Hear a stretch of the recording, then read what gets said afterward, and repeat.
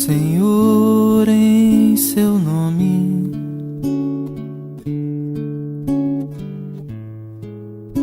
Senhor, em seu nome, eu falava às pessoas, jogava as sementes, plantava e colhia paz. Boa noite a todos. Mais uma vez, uma satisfação imensa poder estar nessa casa de humildade e amor, estudando mais um trabalho para que possamos conversar. E vamos iniciar mais uma vez com a mesma pergunta da semana passada: por que devemos estudar as cartas de Paulo? Devemos estudar as cartas de Paulo, pois a doutrina espírita é uma religião cristã. Por ser uma religião cristã, Paulo, se não foi o maior, foi um dos principais divulgadores do cristianismo. Poderíamos até informar que foi o principal após Jesus Cristo. Verificamos na semana passada a bibliografia do Novo Testamento, Haroldo Dutra Dias. Verificamos também Atos dos Apóstolos. Verificamos também o Evangelho segundo o Espiritismo. Verificamos Introdução às Cartas de Paulo, da Federação Espírita Brasileira, dentre algumas outras obras. Dividimos esse trabalho, como demonstrado semana passada, em 3 partes. Semana passada nós falamos sobre de perseguidor de Cristo a combatente a favor dos cristãos. Conversamos também sobre a conversão de Saulo. Conversamos também das dificuldades, das aceitações daqueles que eram contra o Cristo e a favor do Cristo, quando verificaram a mudança de Saulo. Verificamos na obra Paulo Estevão maravilhas através do cristianismo e da doutrina espírita, onde várias vezes vem a seguinte menção direcionada a Saulo: não recalcitreis contra os aguilhões. O que ele quer dizer com isso? Não lute contra aquilo que está latente em você, só esperando desabrochar. E assim verificamos em várias passagens do livro Paulo Estevão, referente aos chamamentos a Saulo. Em determinado momento, Sadoc chama Saulo. Você já viste os pregadores do caminho? Caminho era aquela igreja, aquela casa, onde os adeptos das orientações do Cristo divulgavam a sua doutrina por onde passavam. E Saulo pergunta a Sadoc: você está dando relevância e importância a inúmeros daqueles que vivem em dificuldade, que perambulam? Sadoc lembra ele: mas ele anda fazendo curas. Saulo torna a indagar: e quando será a próxima reunião? Será agora no próximo sábado. Então chame-me e irei contigo. E assim Saulo é apresentado a Estevão na primeira pregação que ele faz nesse contato direto. Saulo quer retrucar em inúmeros momentos a palavra de Estevão. Estevão diz a ele: o que o sinédrio determinar, eu tenho que acatar. Agora, da voz da palavra de Deus, nada tenho a acrescentar, nem nada a mudar. Esse só quem faz é Jesus Cristo. E informa também, devido ao trabalho edificante que está prestes a iniciar, através de toda a falange protetora, que Jesus dizia sempre que não entrasse em discórdias ou discussões, porque a resposta era o trabalho. Mais à frente, sempre achando que o Cristo estava criando dificuldade para que ele pudesse ser feliz, Saulo já havia prometido à sua noiva Abigail que faria o que pudesse para verificar onde encontrava seu irmão.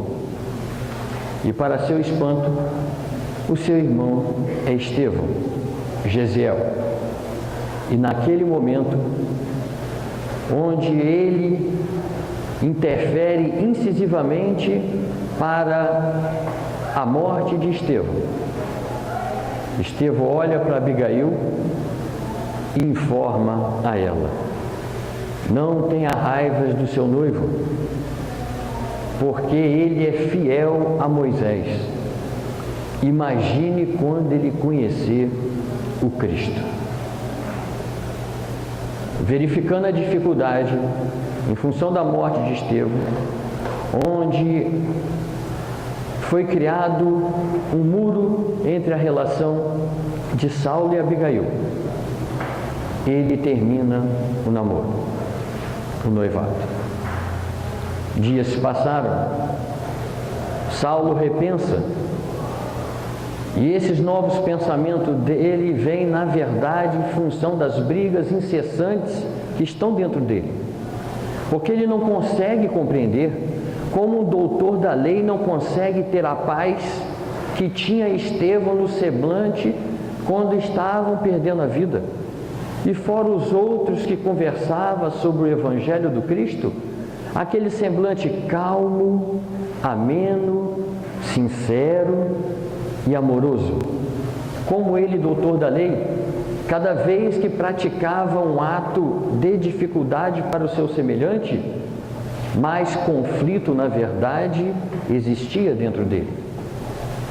E foi se verificando dia a dia, até que em determinado momento ele vai procurar Abigail. Quando encontra Abigail, ele verifica que ela já está no cristianismo e quer saber quem a persuadiu para o cristianismo. E vem até ele o nome de Ananias. Verifica-se naquele momento, onde Abigail, conversando com Saulo, fala para ele da dificuldade já de sua saúde. Com o desencarne de Abigail, mais um momento que o pensamento de Saulo é levado para que o Cristo está sempre interferindo em sua vida, fazendo com que gere mais ódio. Não satisfeito nas suas perseguições em Jerusalém, solicita aos sacerdotes cartas para que vá a Damasco, para que possa colher todos aqueles ditos por ele infames contra as leis de Moisés. E na seguida do seu caminho a Damasco, quase em sua chegada, por volta do meio-dia, um clarão se faz à sua frente, derrubando, fazendo com que durante 3 dias e 3 noites ficasse cego. Estou fazendo só um preâmbulo, que nós já falamos isso tudo na semana passada, só para alguns que eu estou vendo que não vieram. Verifica-se nesse momento que ele já começa a sentir, antes mesmo do final desses 3 dias que Jesus Cristo havia dito para ele, certo momento, nos arredores de Damasco, antes de chegar na casa de Judas, ele ouve a voz do seu amigo Sadoc. Pede ao servo que o acompanhava que fosse até nos aposentos de Sadoc. Ele não queria que Sadoc o visse nesta situação, cego. Ele escuta a voz de Sadoc. Sadoc, já ouvindo o que acontecera dele, diz que não pode atendê-lo. O servo, sem saber o que diria ao Saulo, vem comentar com ele. Ele não estava, ele saiu. Mas Saulo logo fala, eu escutei a voz dele. Saulo ali já começa a entender que os seguidores do Cristo, assim como o próprio Cristo várias vezes recebeu dos seus antes amigos o desprezo, as costas viradas, fazendo com que ele começa, naquele momento, a verificar o que a mudança de entendimento iria trazer nos dias a seguir. É chegado ao momento, assim como disseram a Jesus, onde Ananias encontrara Saulo. Ananias, quando Jesus aparecera para ele e falara que vá até Saulo, mas Jesus, este é o homem que ceifa a vida dos cristãos.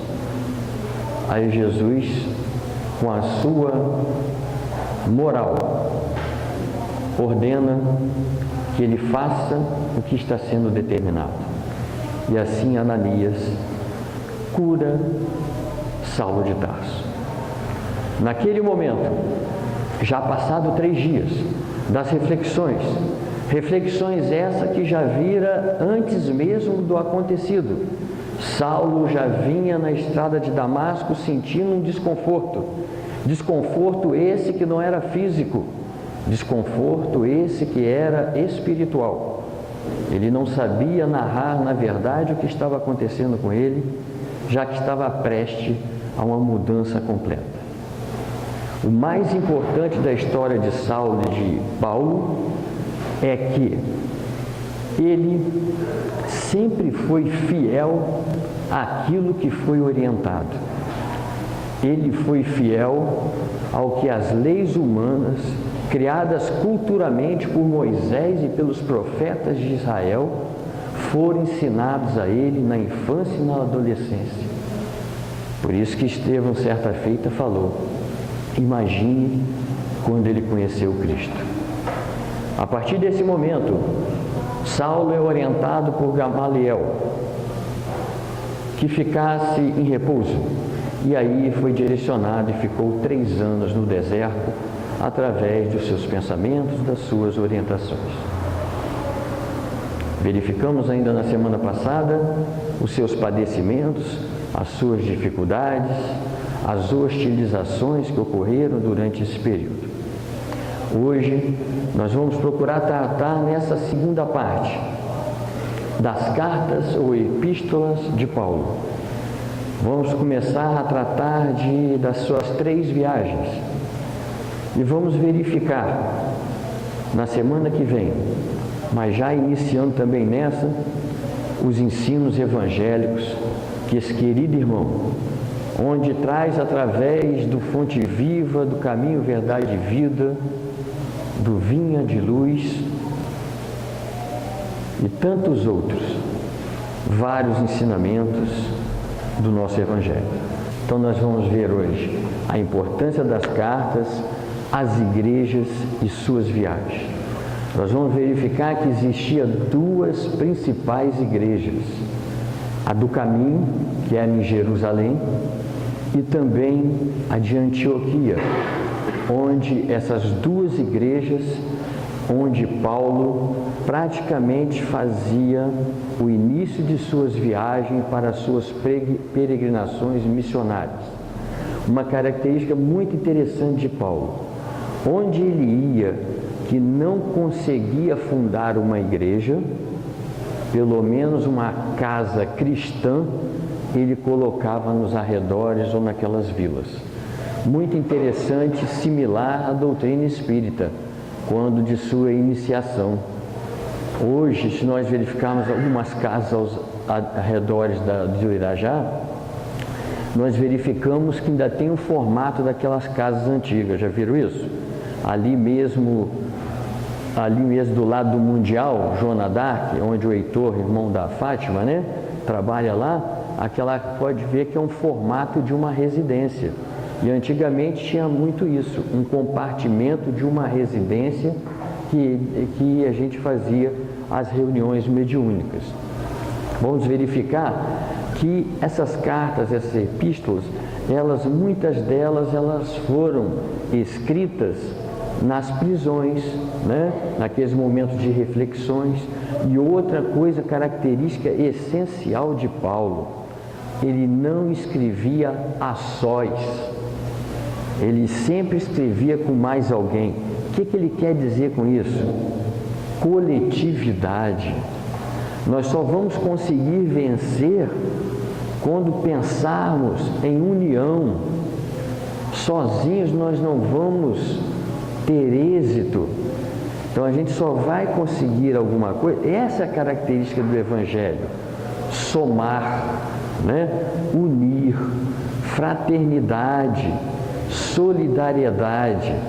Ou seja, todos esses atributos não tem como fazer sozinho. Precisa de pelo menos mais um.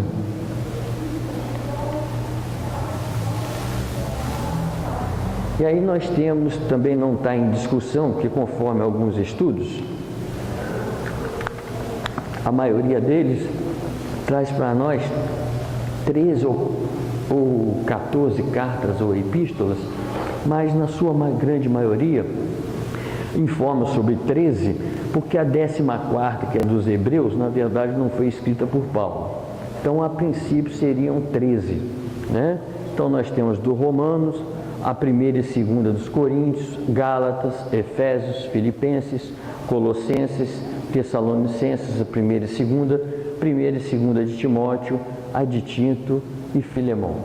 Então, verifica-se que a característica das cartas e das epístolas é na pessoa do Cristo. Quem orienta Paulo para que traga as mensagens é Jesus Cristo. E Jesus Cristo fala para ele que quem vai acompanhá-lo é Estevão. Olha o trabalho da espiritualidade maravilhoso. Ele dá a Estevão o Instituto do Perdão e dá a Paulo o Instituto da Reparação. É fantástico o plano espiritual. O plano espiritual, quando pensa em algo, ele está verificando daqui 1 século, 2 séculos, 3 séculos. E por que foi escolhido Paulo, o mais incisivo contra os cristãos? Justamente como nós estudamos na semana passada, pela sua característica, filho de judeu, cidadão romano, aprendeu com sábios de Atenas e Alexandrina na Grécia. Então ele tinha entrada em todos os polos centrais da época. Então verifica, e outra característica fundamental, fidelidade, que é essa característica que nós espíritas estamos buscando. Fiel à doutrina, fiel àquilo que a instituição onde nós estamos orienta, é o que Paulo fez. Quando ele pensava em dizimar os cristãos, porque ele foi fiel ao Deus que ele foi ensinado. Ele foi ensinado que o Deus de Moisés e das profecias de Israel era aquilo que ordenava. Então ele era fiel àquilo. A partir do momento que ele conheceu o Cristo, ele passou a ser fiel ao Cristo. Por isso que a tão falada estrada de Damasco é um dos pontos mais importantes do cristianismo. Porque vide que Paulo ali não perguntou a Jesus, quando deste a ele a missão da divulgação do ideal do Cristo e das suas ideias, ele não perguntou ao Cristo, e se eu sucumbir? Ele pergunta ao Cristo, que queres que eu faça? É muito diferente. Pode ele ter o medo como teve. Paulo, assim como nós estudamos André Luiz nas resguardadas as proporções, Paulo é um de nós. O que às vezes muitos de nós ainda não temos é um pouco mais de coragem, é um pouco mais de determinação. Agora, verifica que Paulo tinha suas dificuldades que nós temos todos os dias. Ele tinha suas preocupações, ele tinha suas perturbações. Ele, na perseguição aos cristãos, mesmo sendo aquilo que ele aprendeu, mas era um processo de obsessão, porque ninguém tem o direito de tirar a vida do seu semelhante. Então, quando ele vem atender ao Cristo, ele passa a ter também muitas dificuldades em função dele ter assumido um compromisso da autotransformação. Compromisso esse que todos aqui nós temos com o advento da doutrina espírita. Quando a doutrina espírita foi aberta para cada um de nós nos transformamos. Porque a doutrina espírita tem a mesma característica do Cristo, de Jesus. Jesus, quando veio ao mundo, ele dividiu a era em duas, antes dele e depois dele. A mesma característica da doutrina espírita. Nós somos um antes de conhecê-la e passamos a ser outro depois que nós conhecemos. Tanto que Deus muda a característica do Consolador. Veio personificado em Moisés e Jesus. Hoje não é mais assim. Ele não personificou. O milagre, as mudanças, somos nós. É nós que fazemos essa mudança. Então é esse compromisso que o Paulo teve, um dos compromissos que ele teve em função das cartas e das suas epístolas, é mostrando a autotransformação. Ou seja, a necessidade de nossa mudança através do Evangelho cristão.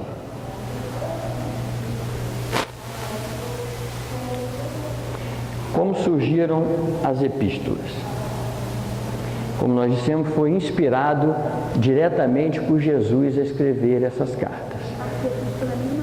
Isso. Na verdade, pelo que eu verifiquei, as epístolas são narradas como epístolas porque elas não são assinadas. Essa é a diferença de uma carta, né? Porque geralmente carta ela é assinada, né? Aí porque eles mudaram talvez mais para epístola. No início era carta, mas por não ter assinatura eles chamaram de epístola. Epístola, na verdade, são explanações, né? Ele recebia de Jesus através de Estevão, né? E ali fazia como se fosse uma psicografia, vamos dizer assim, né? E vinha inspiração, né? E vinha e trazia para nós, né? Você vê mais mesmo sem naquele momento ele entender, a gente trazendo para a doutrina espírita, mais uma seriedade de Paulo. Lembra que Chico falava quando recebia as comunicações dos espíritos? Que mesmo o espírito dando nome, ele não botava o nome, ele até botava o nome dele, para não soar falso, né? Mesmo Paulo ali ainda no nascedouro do cristianismo, ele não botava o nome na epístola. Você vê, olha já a preocupação da seriedade das informações. Simão Pedro, mais à frente, quando recebe essas cartas, ele vem falando que todos aceitassem, porque aquela eram as cartas do Cristo, né? Porque ele precisava em determinado momento, assim como lá atrás que nós falamos semana passada, para ele ser aceito pelos cristãos, Barnabé teve que pegar ele, levar e mostrar o que ele tinha visto, para que os outros corroborassem com a nova ideia, né? Porque como não tinha ninguém vendo, exceto Barnabé, a palavra de Barnabé que valia naquele momento. E muito interessante, estou lembrando aqui, Abigail no desencarne, ela fala para Paulo, antes Saulo, que ele não ficasse com ódio, porque na verdade ela e Estevão estaria sempre junto dele. E foi o que ocorreu. Estevão e Abigail estavam seguindo com ele. Engraçado, né? Como o plano espiritual é maravilhoso. Até hoje, Emmanuel, Paulo e Estevão estão juntos. Vide Paulo, Estevão e Emmanuel. Quem era Emmanuel? Senador Públio Lentz, da época também de Saulo de Tarso, Paulo e Jesus Cristo. Está vendo como o plano espiritual ele vem seguindo? Né? Tudo nós temos encaixados as informações. Então a doutrina espírita está sempre sendo ratificada em função da literatura, das experiências e das vivências que vem sendo contada e exemplificada para nós. Em certo momento, Paulo, numa dessas dificuldades, ele verifica que inúmeras pessoas vêm chegando até ele, porque ele precisa de estar em todos os locais, porque eles já verificam que ele era inteligentíssimo, tinha o dom da oratória e a sua presença se fazia necessária em função de que os judeus continuavam disseminando contra o Cristo. Tanto é que em vários locais que ele visitou, ele quase foi morto, assassinado, né? Várias situações que ele foi tirado daquela via de fato, mas em certo momento Jesus Cristo vem falar para ele. Vem falar para ele que você não precisa estar em todos os lugares. Aí vem falando assim para nós. Para Paulo, poderás resolver o problema escrevendo a todos os irmãos em meu nome. Os de boa vontade saberão compreender, porque o valor da tarefa não está na presença pessoal do missionário, mas no conteúdo espiritual de seu verbo, de sua exemplificação e de sua vida. Quando a gente vai lendo, vai remontando a várias coisas que a gente estuda da doutrina espírita. André Luiz fala assim: as palavras convencem, os exemplos arrastam. Ele está falando lá, Paulo, de sua vida. Jesus deixou algum escrito? Jesus deixou exemplos. Né? Então aquilo lembra da história do centurião que chegou para Jesus? Jesus falou: vás que o seu servo foi criado. Ele acreditou na palavra de Jesus? Foi curado? Foi curado. E ele fala: povo de Israel, meu povo, que não acreditas naquilo que precisa da minha presença, verifica ali. Então aquele trabalhador, aquela igreja, aquele local que ia ser criado para o cristianismo, ou seja, recebendo a carta e ali aceitando a carta como se fosse um recado do Cristo, é porque ali estava um irmão de boa vontade, que não precisa da presença física para se fazer valer o predito. Então, esse recado do Cristo para Paulo foi com que ele começou a fazer as epístolas, as cartas. E assim, aos Tessalonicenses, onde os judeus estavam criando muita dificuldade em Tessalônica, receberam uma carta para que a forma da divulgação do Evangelho, uma forma onde inúmeras dessas cartas também tinham menções administrativas, não era só menções de evangelho, mas instruções de como se criava determinada igreja, quais os requisitos que permeavam tal instituição. Então, verifica-se que Paulo, na verdade, ele, quando é assessorado por Estevão, ele já vem sabendo que nas suas viagens missionárias, em muitos lugares não tem como ele passar. Então as epístolas, as cartas, iam ganhando o mundo. Então, o que é que dizem respeito a compromisso às epístolas? Primeiro, como nós falamos anteriormente, a autotransformação, a mudança de comportamento, a nova filosofia que o amor do Cristo vem trazendo. O Evangelho, onde hoje ainda buscamos os primórdios daquele cristianismo, onde abríamos a porta para todos. O trabalho no bem.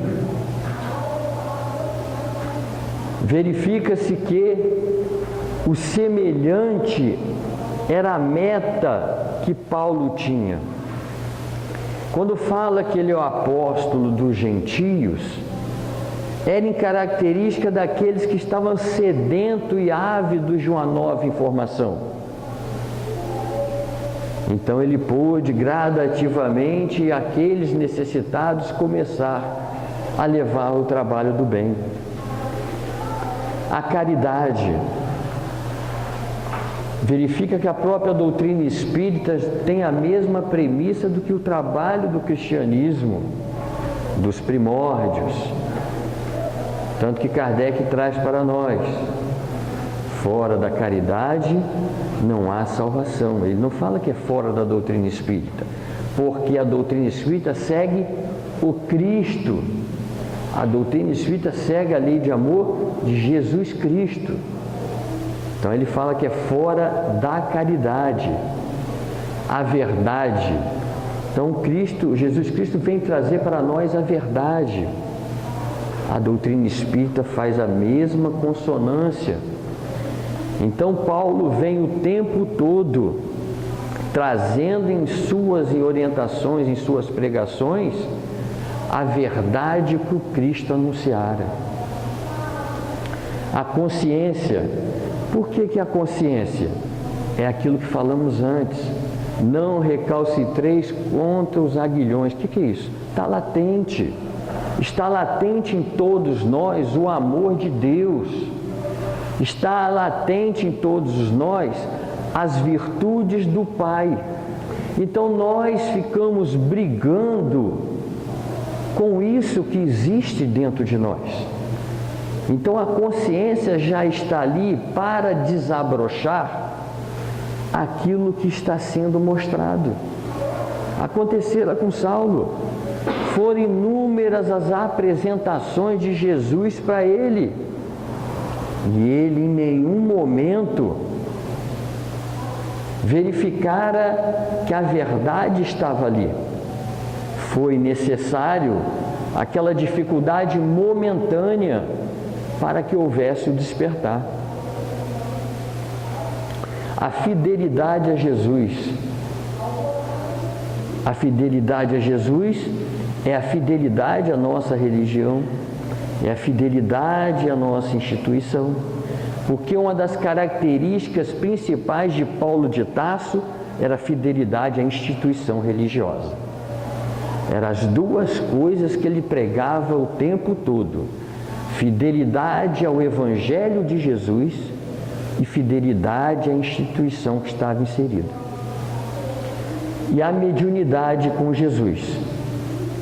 Nós, principalmente espíritas, que temos dentro dos nossos princípios básicos a comunicabilidade com os espíritos, principalmente através de processos mediúnicos, sabemos como nós temos médios que somos, cada vez mais devemos ter preocupações em trabalhar da forma mais séria possível para que essa mediunidade com Jesus, já que diz alguma das nossas obras, aquele que aproveita na sua reencarnação o postulado mediúnico recebe em dobro os benefícios.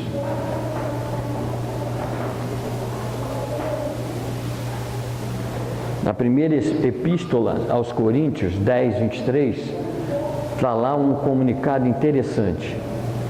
Todas as coisas são lícitas, mas nem todas convêm. Todas são lícitas, mas nem todas edificam. Está lá em 1ª Epístola dos Coríntios. Já ouviram alguma coisa parecida com o Livro dos Espíritos? Já ouviram? Nós vamos fazer essa comparação na semana que vem dos ensinos evangélicos. Mas verifica o que Paulo traz através de Estevão e Jesus Cristo. É a mesma coisa que muitas das vezes a gente pega um livro e fala do livro em determinado momento que o conteúdo dele não está muito coerente, correto? Aquele autor, ele chegou aonde a capacidade dele conseguiu.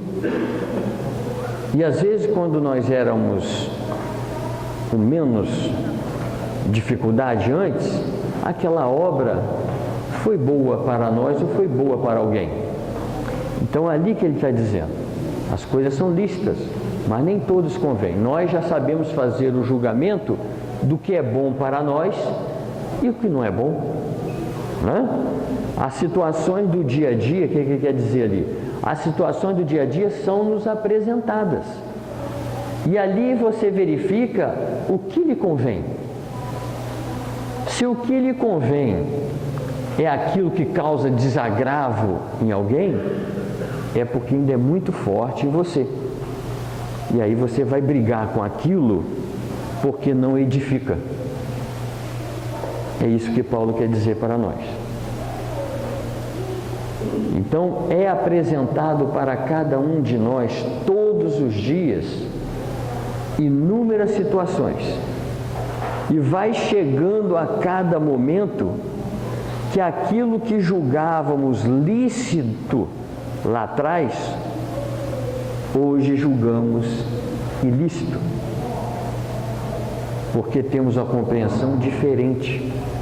Porque aquilo que julgávamos lícito antes, acabou prejudicando alguém, mesmo sem intenção de fazer ou de trazer aquela dificuldade. O que ele quer dizer? Quanto mais você evolui, mais você vai compreendendo o que edifica.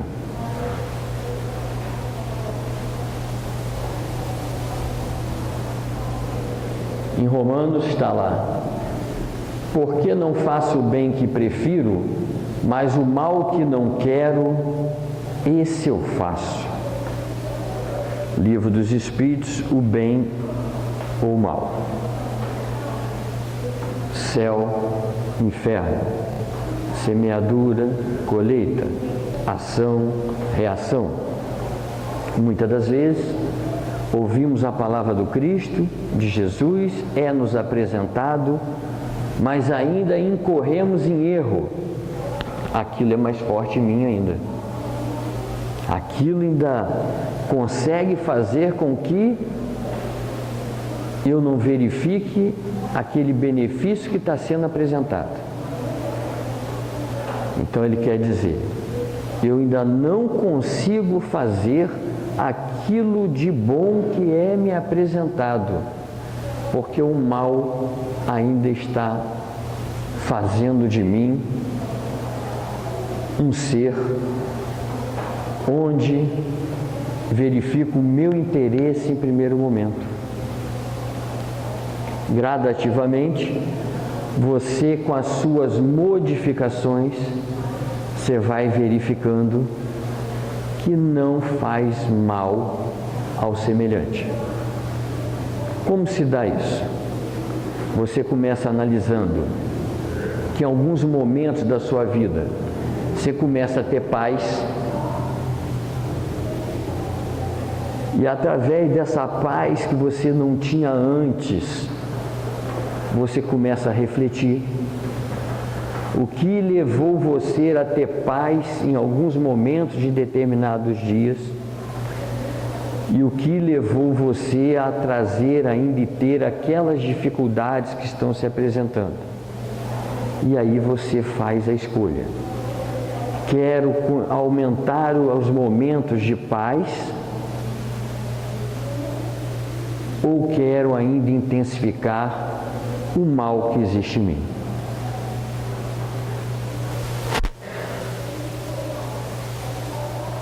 Está lá em Paulo e Estevão, na página 326. A iluminação do Espírito deve estar em primeiro lugar. Se o homem trouxesse o Cristo no íntimo, o quadro das necessidades seria completamente modificado. Olha que está em Paulo e Estevão a informação de que quem tem que se iluminar é quem? O Espírito. E vem João Batista dizer para nós que eu diminua para que ele cresça. O que ele quer dizer com isso? O que Paulo falou depois. Já não sou eu que vivo, e sim o Cristo que vive em mim. Quando Cristo vive em você, a iluminação é do Espírito. É o Espírito que está referendado com esse amor sublime. Então é o que ele está dizendo. Quanto mais evoluído o ser, melhor ele é, em termos de bondade. Não é isso? Chico Xavier, Divaldo Pereira Franco, Francisco de Assis, Bezerra de Menezes e tantos outros já não são os espíritos de certa envergadura moral em comparativo a nós?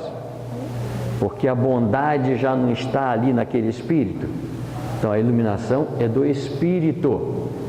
Então, em Paulo e Estevão já traz essa grande informação para nós. Se nós já trouxéssemos no nosso íntimo Cristo, grandes modificações irão começar a ser vistas através das nossas atitudes.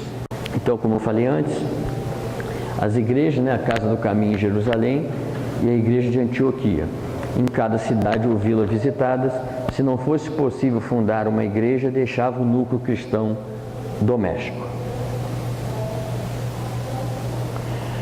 Em mais uma das suas preocupações, nas suas peregrinações, nas suas andanças, Paulo conversa com Jesus e Jesus fala para ele: não temas, prossegue ensinando a verdade, não te cales, porque estou contigo.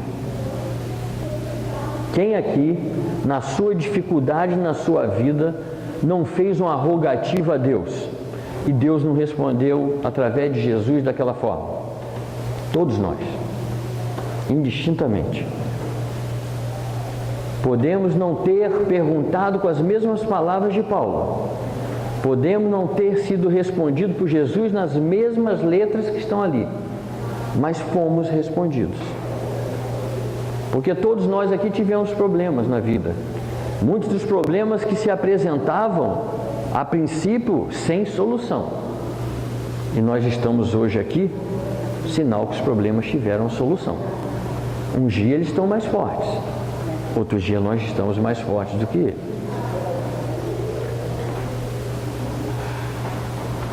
Dentro das suas 3 viagens missionárias, a primeira, Barnabé e Marcos acompanharam Paulo. Foram de Derbe a Listra, de Listra a Icônio, de Icônio a Antioquia da Psídia, de Antioquia a Perge, organizando igrejas e animando os discípulos. Aí regressam a Antioquia da Síria. Antioquia da Síria, que é uma das principais, junto com a Casa do Caminho em Jerusalém.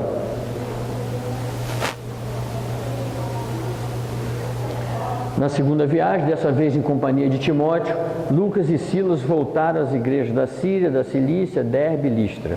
Foram a Icônio, Antioquia da Psídia, Mícia, Troade e Filipos. Em alguns locais foram impedidos de pregar. Em Listra, por exemplo, se eu não me engano, não sei se foi Derbe ou Listra, ainda naquela época, com apego a vários deuses, Barnabé, não, foi na primeira. Mas é Listra mesmo, foi porque Barnabé que estava com ele.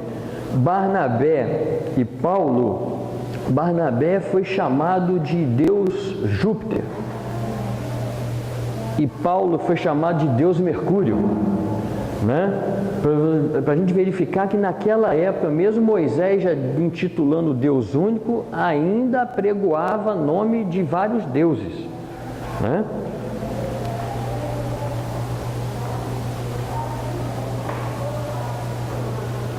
E nessas viagens todas, várias vezes ele praticamente saiu fugido, tá? Saiu fugido porque eles queriam matá-lo, açoitá-lo. Terceira viagem, permanece quase 3 anos em Éfeso. Por que ele ficou tanto tempo em Éfeso?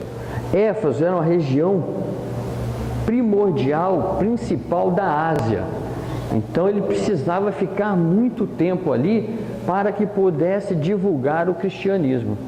Então vai de Éfeso até a Macedônia e Grécia antes de voltar à Ásia. Passa pela província da Galácia e da Frígia. Recebe informações sobre Corinto. Corinto, muito interessante, além de ser um local de passagem muito significativo, mas o poder de Corinto de levar os sacerdotes, de levar as pessoas de uma certa envergadura, entre aspas, moral, né? Porque Corinto tinha mulheres, tinha outros benefícios materiais. Então, Corinto ele queria, porque queria praticar o Evangelho, colocar o Evangelho do Cristo para tentar mudar aquela atmosfera que vivia naquela cidade.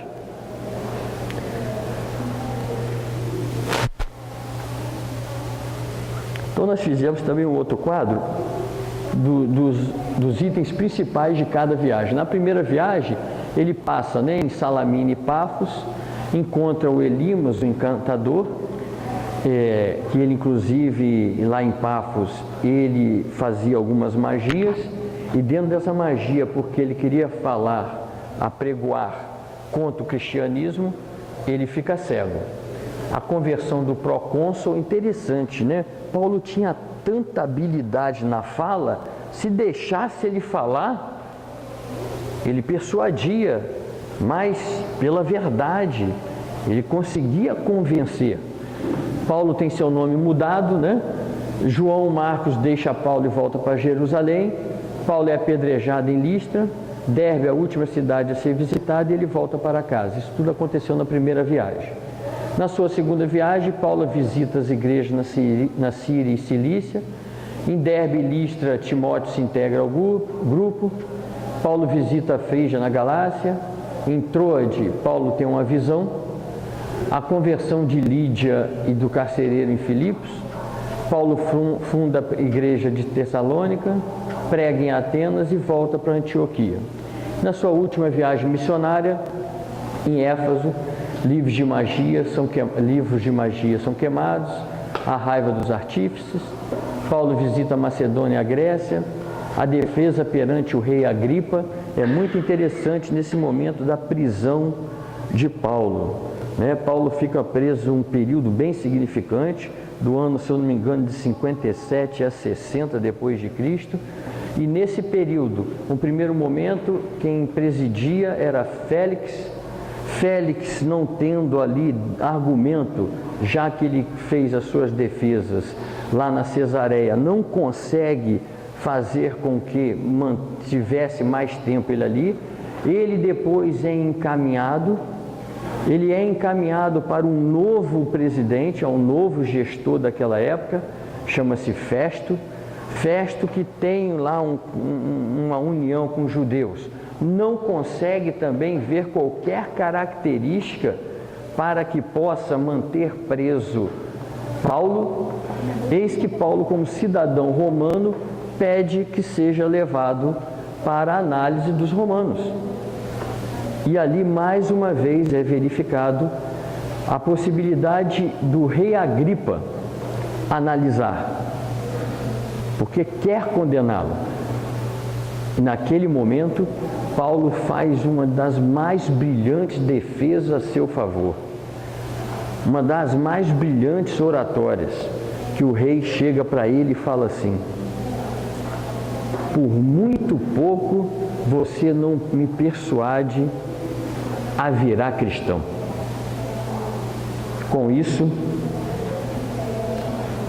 Passado mais um período, Paulo é solto, porque não tem fundamento para que possa mantê-lo preso.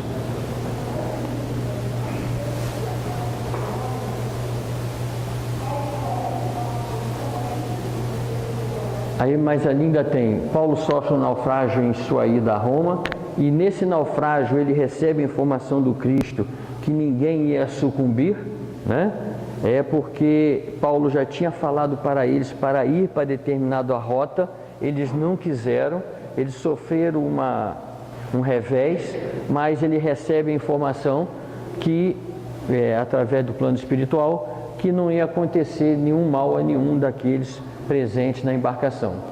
Paulo na ilha de Malta, Paulo chega a Roma, prega em Roma, e as últimas palavras de Paulo. Então, depois, no ano de 67, alguns falam 68, São Jerônimo fala em 68, algumas obras falam em 67 depois de Cristo.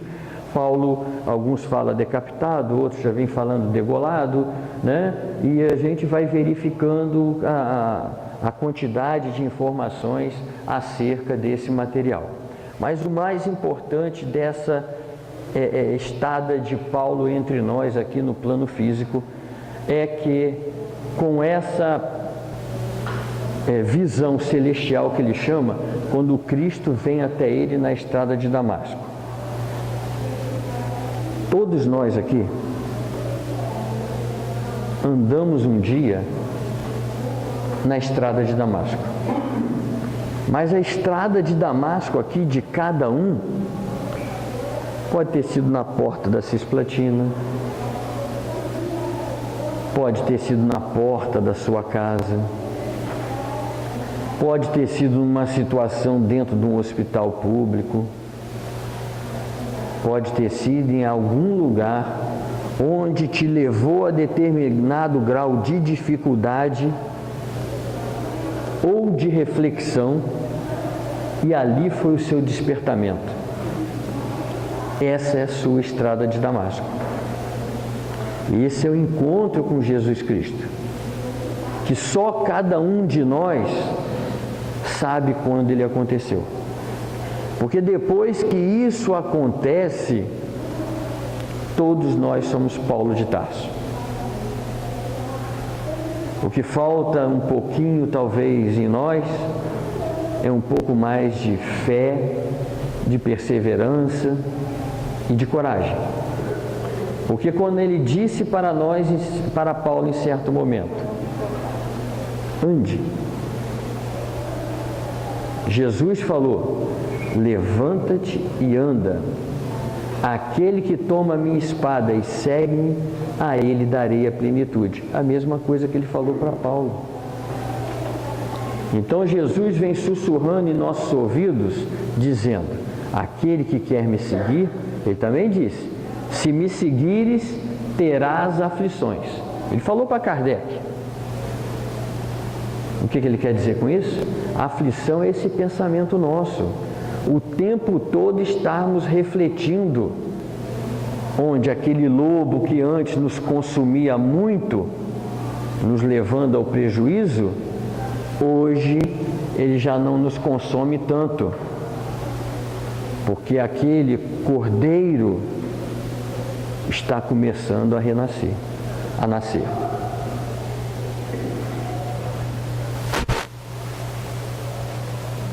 Então aqui tem um mapa da última viagem de Paulo a Roma, né? Onde ele sai de Jerusalém, Cesareia, Sidom, Mirra, Quínigo, Bons Portos, passa pela ilha de Creta, Malta, Siracusa, Régio, Putélion, Três Vendas e chega a Roma. Nós procuramos então, dentro dessas 2 semanas, fazer um apanhado muito ínfimo, muito pequenininho, mas aquele que gosta da vida de Paulo, além de ser, não pode deixar de ler em momento algum Paulo e Estevão, não pode deixar de ler Atos dos Apóstolos, né? É bom ler o Evangelho de Lucas, mas não só de Lucas, mas de Marcos, Mateus e João. E aquele que gosta, é muito sintonizado na internet, YouTube, pode-se degustar com as inúmeras exposições do Haroldo Dutra Dias, que vai gostar de Paulo assim lá longe. Eu adoro. Né? Então tem muitos comentários muito interessantes, é um cara estudioso, né?